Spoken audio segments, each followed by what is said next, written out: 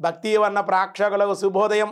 వినాయక నవరాత్రి మహోత్సవాలలో సప్తమ దివసం ఈరోజు ఏడవ రోజు ఈరోజు పింగళ గణపతిని పింగళ గణపతి రూపంలో ఆరాధన చేస్తారు. ఆయన ఎలా ఉంటారో చూద్దాం. పక్వచూత పల్లంకల్ప మంజిరీ మిక్షు రసాతల మోదగస్య ఉద్వాహ పరాంసు హస్తే నమః శ్రీ సహాయుత దేవ పింగళ అన్నారు. శ్రీ సహాయుత దేవ పింగళ. ఈయన్నే ఈ పింగళ గణపతినే సిద్ధి గణపతిగా కూడా మా వాళ్ళు ఆరాధిస్తూ ఉంటారు. ఈ గణపతి సిద్ధి అనేది జ్ఞానోదయం అనే సంస్కృత పదం. ఈ గణపతి రూపం ఉన్నంత సత్యాలతో ముడిపడి ఉంటుంది.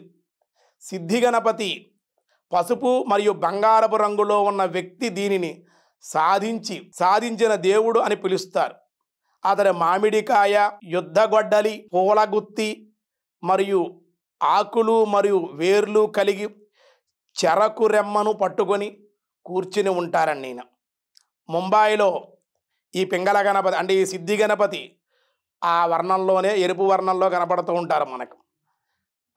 చాలా ప్రసిద్ధిగాంచిన దేవాలయంగా చెప్పారు.